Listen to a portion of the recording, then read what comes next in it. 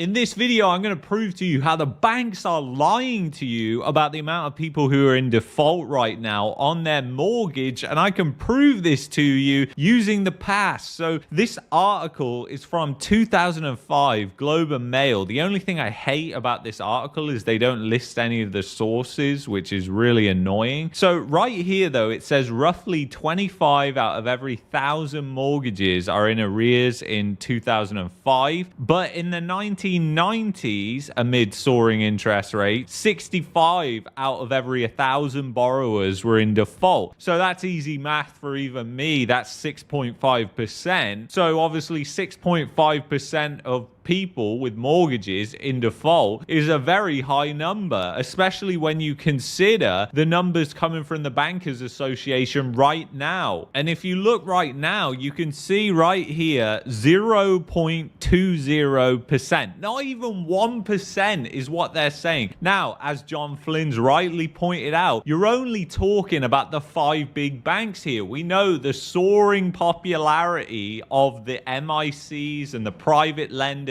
that happened in 2021 and 2022, because when you get into these end stages of the cycle, people rush for the riskiest type of loans and financing because they can't even get the mainstream financing anymore because they're just so leveraged and they can't lose. This is their mentality back then. So now we're going to the way back machine, which takes us to 2016 when they published all the numbers of the total number of mortgages in arrears going all the way back to 1990. So this is crucial because we can check what the arrears rates were in the 1990s, and then we can see where it got to that 6.5%, right? And as you can see here, like the most it ever got to here was 0.65%. Like that's not 6.5%, that's 0.65%. So the numbers are completely broken here, and this was around 1992.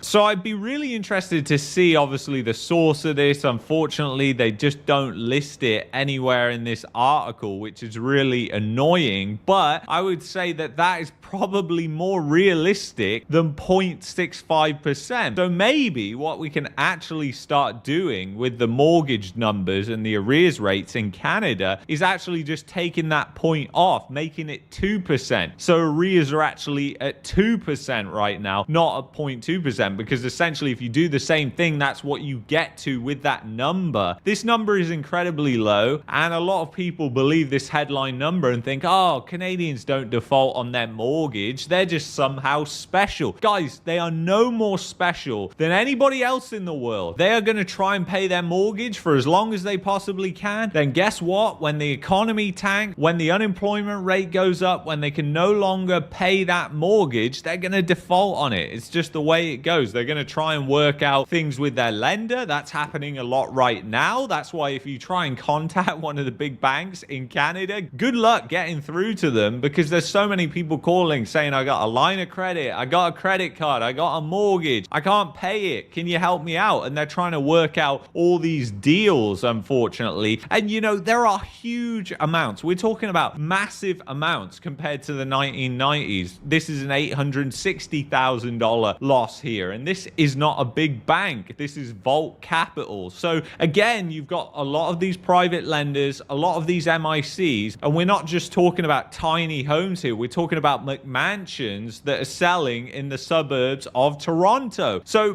basically, these amounts are absolutely huge, and this is investor capital as well. We're already seeing the private lenders and the MICs. People are defaulting there, and the amount of people that are defaulting, the amount of power of sales that are happening are skyrocketing. So it's a matter of time before that filters through to your more prime borrower, because eventually it all filters through what's going on in the economy. And if you look at consumer confidence, even though it's picked up a little bit, it's still below 50, which means it's contracting. So once again, that's not a good sign. And if we go to Ontario, there's already $1 billion worth of mortgages that are in default. And that's just what we know about, guys. That's just what we know about. And this is old data, by the way, but new data from Equifax indicates that missed mortgage payments in Ontario are costing people more than ever before, with an economist warning that the numbers seen in the province are notably above those observed pre-pandemic. In the first quarter of 2024, according to the Credit Bureau, the total mortgage balance reaching severe delinquency, which is 90 days or more without payment, has surpassed $1 billion for the first time ever. And then this economist at the Royal Bank of Canada said it's certainly an indicator of financial stress. The numbers coming out of Ontario aren't surprising at all, which has higher debt burden compared to other parts of Canada and is contributing to the deteriorating mortgage delinquency picture in the province. And then they contradict themselves here by saying because many people have started to shift their consumption patterns, which is allowing them to absorb the higher interest rates. I mean, it just does not work like that. If you've already ran out of runway, you can't just start building the runway as you're flying the plane down to take off. It just doesn't work like that. You're going to have a crash at the end of that runway. And that's the thing. The unemployment rate is going up, slowly creeping up, but it's going up. The economic picture looks very, very bleak for Canada, especially with the election of Trump. That is going to mean, in my opinion, an even worse outlook for Canada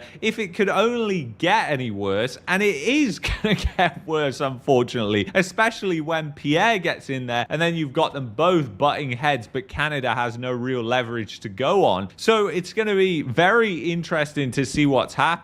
You've also got banks that are shutting down locations. That's never a good sign. Obviously, TD was whacked with that massive fine from the US regulators. So obviously TD is having to contract certain areas of its business to pay that fine, possibly even selling its stake in Charles Schwab.